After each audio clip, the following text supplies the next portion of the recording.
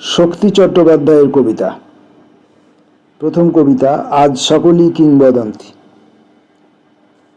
আজ সকলই কিংবদন্তি, পাতালে বাস করলে গুঁড়ো, সন্ধেবেলায় পা ছড়িয়ে বসতে নাকি পাহাড় চূড়ে।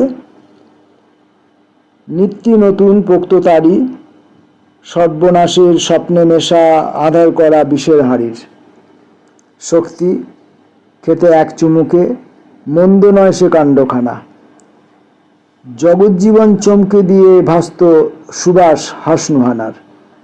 আজ সকলই কিংবদন্তি।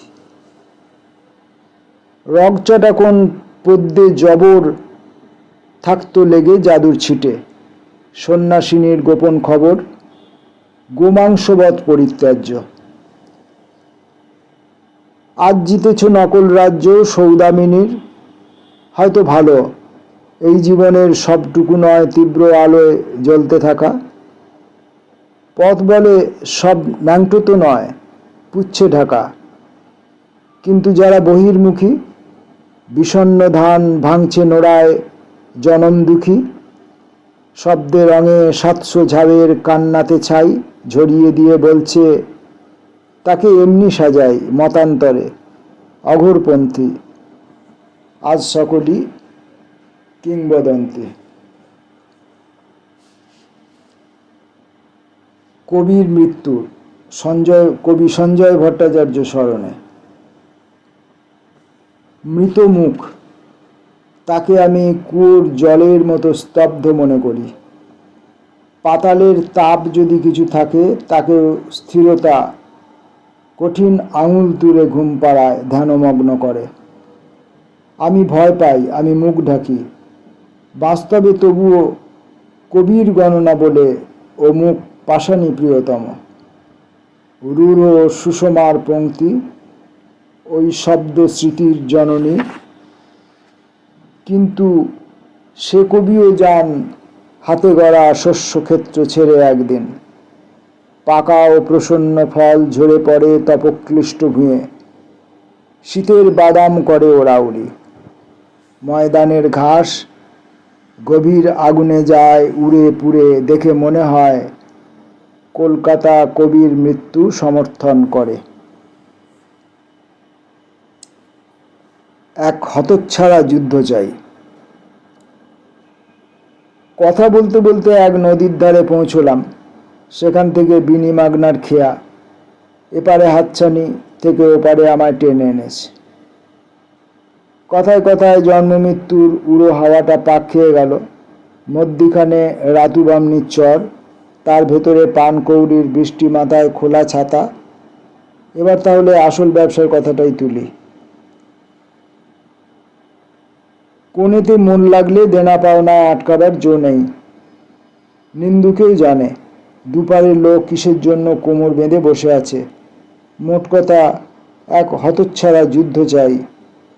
নদীর শুকনো বুকে যুদ্ধ, যাতে করে এ জমির কান ও জমির প্রাণে গিয়ে বাধা পড়ে।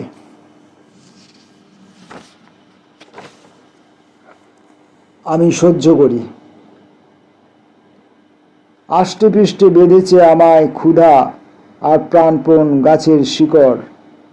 যেন আমি মাটি, যেন কলকাতার প্রধান সহ্যের রাস্তা, যেন আমি 1.5 বস্তা রাক্ষুসে বাচ্চার জন্য দুধহীন মাই খুলে রেখে বসে থাকি। আর দাঁত চিবোয়ে চামচিকে মাংস তার খেলা করে। তাছাড়া মৃত্যুর সঙ্গে আর কোন কূট কাজ ওর, ওই ছেলেদের? আমি সহ্য করি।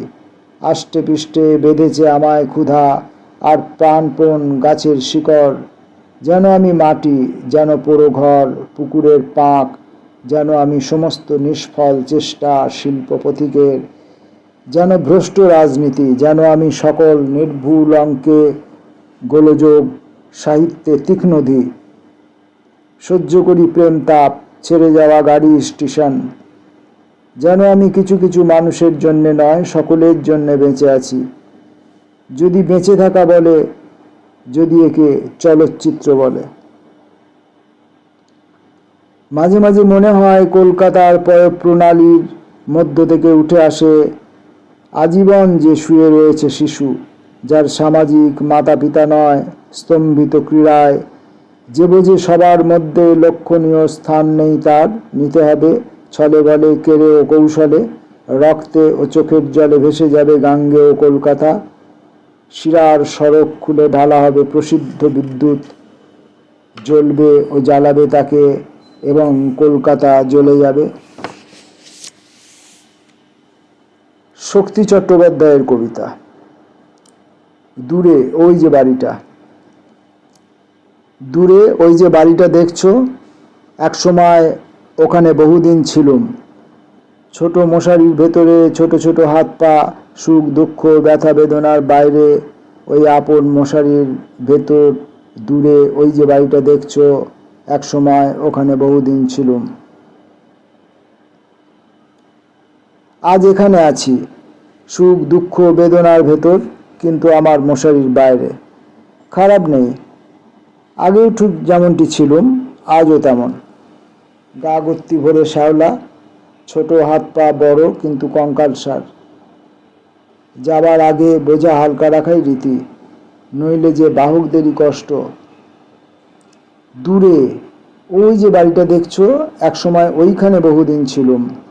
ছোট মশারির ভেতরে ছোট ছোট হাত পা, সুখ দুঃখ ব্যথা বেদনার বাইরে ওই আপন মশারির ভেতরে, দূরে ওই যে বাড়িটা দেখছো, একসময় ওইখানে বহুদিন ছিলুম।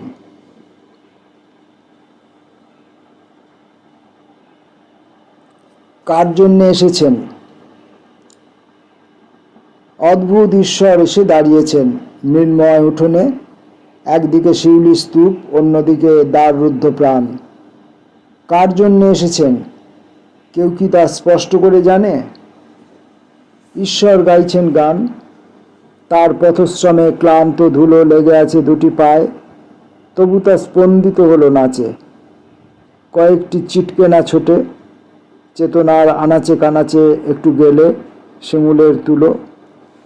ঈশ্বর কাঁদছেন একা, সভায় যে কাঁদে সে সংসদে, মানুষের শুভ পণ্য বিক্রি করে দেশবন্ধু সাজে। বন্যার আখুটে বালি সভ্যতা গঠনে লাগে কাজে, এই বলে যে ভাষায় সে কখনো ঈশ্বর দেখেনি, এই বলে যে ভাষায় সে কখনো ঈশ্বর দেখেনি। আমার ঈশ্বর এসে দাঁড়িয়েছেন সবার উঠোনে, একদিকে শিউলির স্তূপ, অন্যদিকে দ্বাররুদ্ধ প্রাণ।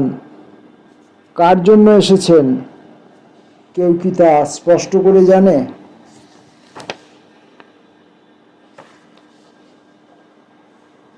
ঈশ্বর সম্পর্কিত, ঈশ্বরকে নিয়েই আরও কয়েকটি লাইন লেখা, পড়ে নিই। আমাদের সম্পর্কে। ঈশ্বর থাকেন জলে, তার জন্য বাগানে পুকুর, আমাকে একদিন কাটতে হবে। ঈশ্বর থাকেন জলে, তার জন্য বাগানে পুকুর আমাকে একদিন কাটতে হবে, তার জন্য আমাকে একদিন বাগানে একটা পুকুর কাটতে হবে। ঈশ্বর থাকেন জলে, তার জন্য বাগানে পুকুর আমাকে একদিন কাটতে হবে। ঈশ্বর থাকেন জলে, যেহেতু ঈশ্বর জলে থাকেন, তার জন্য আমাকে একদিন বাগানে একটা পুকুর কাটতে হবে। আমি একা, ঈশ্বর থাকুন কাছে এই চাই, জলেই থাকুন। জলের শান্তিটি তাঁর চাই, আমি এমনই বুঝেছি। কাছাকাছি থাকলে শুনি মানুষের সঙ্গে দীর্ঘদিন, তিনি তো মানুষ নন। তাছাড়াও দূরের বাগানে থাকলেও শূন্য দূরত্ব আমাদের সম্পর্ক বাঁচাবে, শূন্য দূরত্বও আমাদের সম্পর্ক বাঁচাবে। নমস্কার।